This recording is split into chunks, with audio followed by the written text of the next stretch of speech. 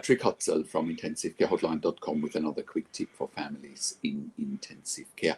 So today I have a question from Annette, and Annette says, my sister has been in a 3-week induced coma. Is this too long? Well, that's a great question, but it's also a very broad question. And I get it that we get very broad questions from readers and potential clients all the time, because the biggest challenge for families in intensive care is simply that they don't know what they don't know. They don't know what to look for. They don't know what questions to ask.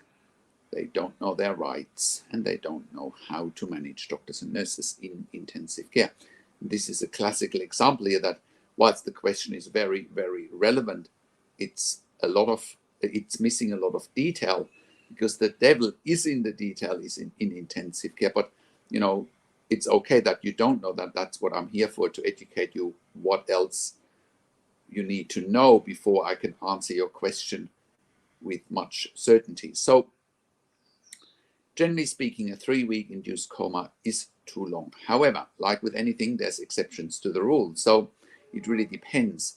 Why is your sister in an induced coma? Is she in ICU with pneumonia, with lung failure, with Guillain-Barré syndrome, with a head or brain injury, with a cardiac arrest?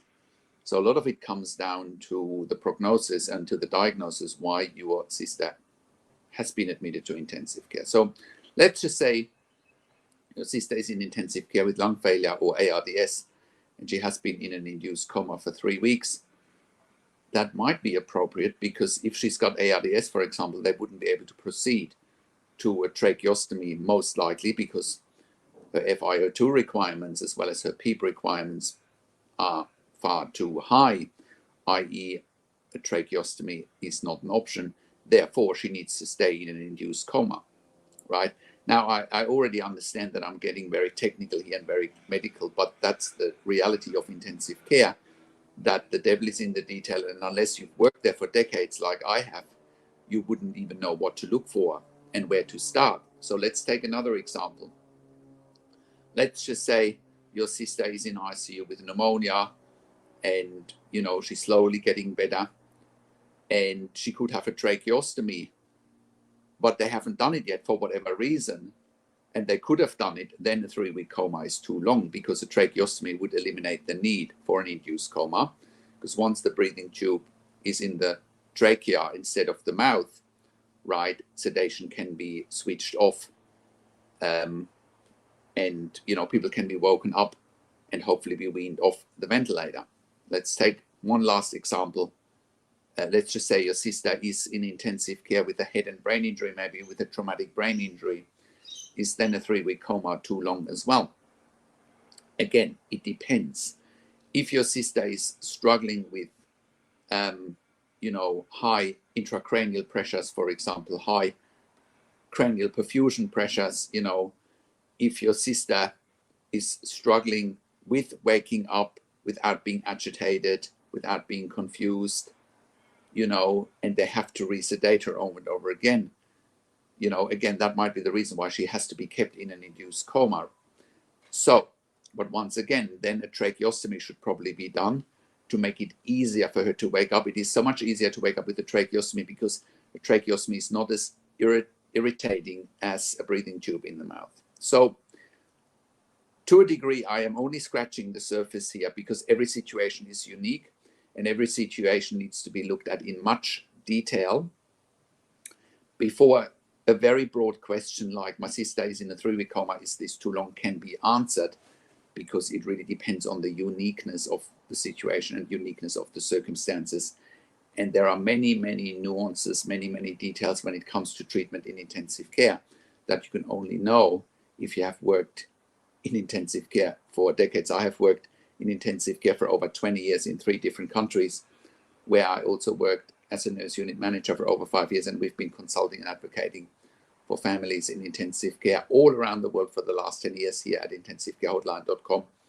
So, you know, if you were to call us, which, you know, if you have a loved one in intensive care, call us on one of the numbers on the top of our website at intensivecarehotline.com, or send us an email to support@intensivecarehotline.com with your questions.